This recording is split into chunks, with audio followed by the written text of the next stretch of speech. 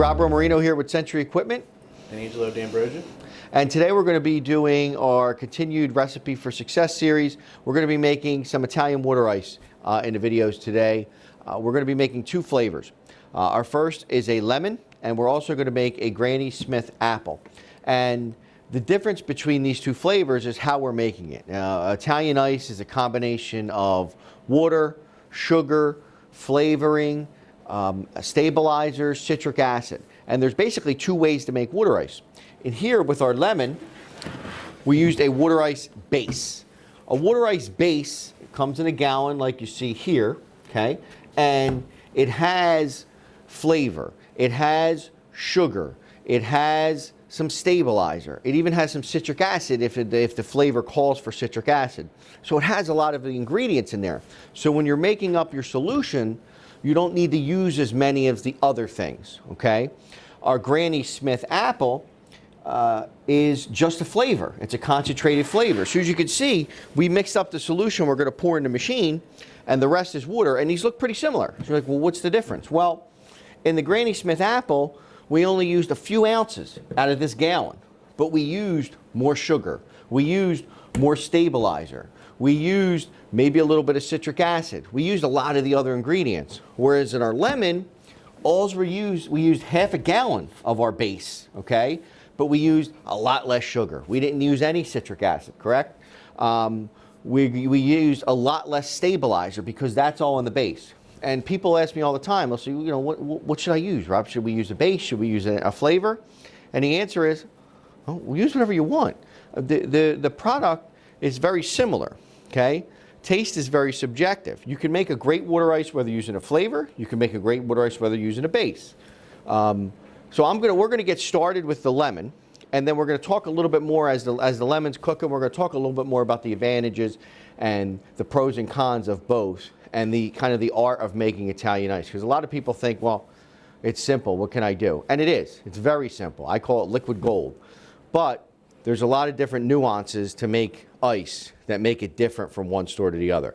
We're using our B12 with our multi-speed motor and viscosity meter today in our production. This is a great machine.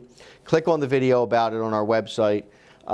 Basically, we can adjust the RPMs, which is how fast the motor is going to turn, for different products. Like for an Italian ice, we really don't want the air in the product, so we're going to run at the highest speed possible.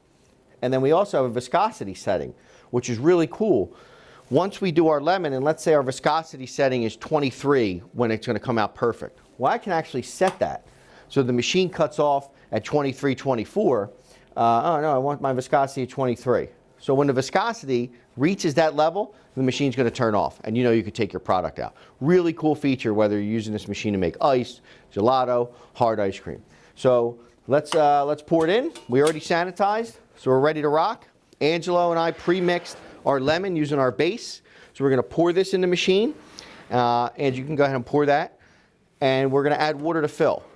Nice feature of our batch machine, we have a built-in water hose, so you can actually fill it right up after you add your base or your flavor solution.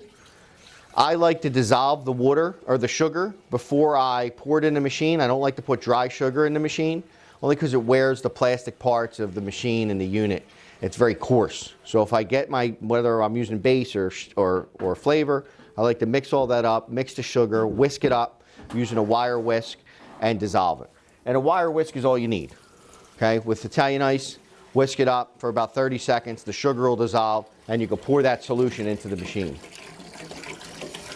You see Enzo's kind of getting all the flavor out of that barrel, out of that container. You gotta savor the flavor. Even a little bit of ounce makes a big difference. So we want to pour that in the machine. We want to make sure, see how we have that dry sugar? You want to make sure you rinse that up, whisk that up, so you get all that incorporated into your recipe. Believe it or not, we do have a lot of people say, oh, you know, my flavor was off. And I'll go watch them, and I'm like, you know, there's more in the bucket. You're pouring the bucket in, and you're throwing the bucket in the sink. Well, there's flavor still in that bucket. There's sugar still in that bucket. There's stabilizer still in that bucket. There's a lot of things still in that bucket. If it doesn't end up in here, it's not going to end up in your tub for your customers. So now we just want to basically fill the machine. The first rule of making anything in a batch machine is always have a bucket underneath here. Because I've seen many times where we go to add water or we go to add product, and this is open, our door's open, and we go to put it in, and next thing I know, it's on our shoes, and that's not ideal. So we're going to fill our water right up until where it creeps into this opening here.